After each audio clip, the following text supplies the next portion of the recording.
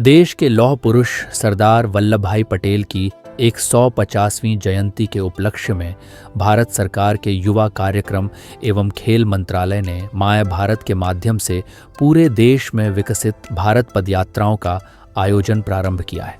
चांदनी चौक के सांसद श्री प्रवीण खंडेलवाल ने आज एक प्रेस कॉन्फ्रेंस को संबोधित करते हुए बताया कि यह राष्ट्रव्यापी अभियान प्रधानमंत्री श्री नरेंद्र मोदी जी के जनभागीदारी से राष्ट्र निर्माण के विजन से प्रेरित है।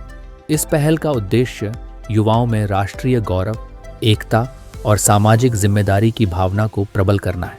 युवा से लेकर वरिष्ठ नागरिक तक सभी को भारत के गौरवशाली इतिहास को याद करते हुए विकसित भारत के निर्माण में अपनी भूमिका निभाने के लिए प्रेरित किया जा रहा है।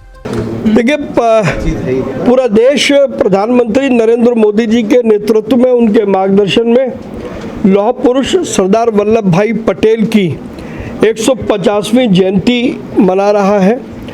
पूरे देश में हर संसदीय क्षेत्र में 3 पदयात्राएं होंगी जो पूरे क्षेत्र को कवर करेंगी। उसी कड़ी में मेरी लोकसभा चांदनी चौक में कल 9 नवंबर को कन्हैया नगर मेट्रो स्टेशन से लेकर आज़ादपुर चौक तक एक विशाल पदयात्रा निकाली जाएगी, जिसमें सरदार पटेल की जीवनी, सरदार पटेल का दर्शन, सरदार पटेल के सिद्धांत और सरदार पटेल ने जो कुछ किया, 563 रियासतों को इकट्ठा करके एकता, अखंडता और आत्मनिर्भरता का जो संदेश सरदार पटेल ने दिया था, उसे प्रधानमंत्री नरेंद्र मोदी जी ने बखूबी आगे बढ़ाया है। तो उसका दर्शन उस पदयात्रा में होगा, जिसमें स्कूल के बच्चे, कॉलेज के बच्चे, युवा, सिविल सोसाइटी के लोग और अन्य लोग रहने वाले हैं।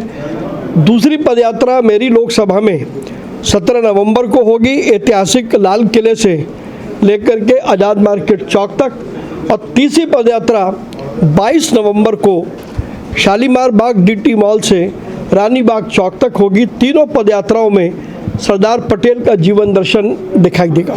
माननीय गृह मंत्री श्री अमित शाह जी ज़मीन पर रह कर के वहाँ पर चुनाव अभियान में जुटे हैं और हम सब जानते हैं कि वो राजनीतिक के चाणक्य हैं और उनका आकलन कभी भी गलत नहीं होता। तो मुझे लगता है कि अभी जो दूसरे चरण में मतदान होगा, उसके बाद आंकड़ा हमारा 160 से ऊपर जाने वाला है। देखिए, कौन किससे मिलता है मैं ये नहीं कह सकता। मुझे ये पता है कि प्रधानमंत्री नरेंद्र मोदी जी के नेतृत्व और मार्गदर्शन में बिहार में एक बार फिर विकास का चक्र बहुत तेज़ी के साथ घूमेगा और एनडीए की सरकार बड़े बहुमत के साथ बनने जा रही है। सरदार एट 150 जो सारे देश में यूनिटी मार्च का आयोजन हमारे युवा कार्यक्रम खेल मंत्रालय भारत सरकार की तरफ से किया जा रहा है, उस क्रम में दिल्ली में भी ये कार्यक्रम कल से प्रारंभ होंगे और 24 तारीख तक सभी 7 जो पार्लियामेंट्री कंस्टिट्यूएंसीज हैं उसमें 21 कार्यक्रम किए जाएंगे।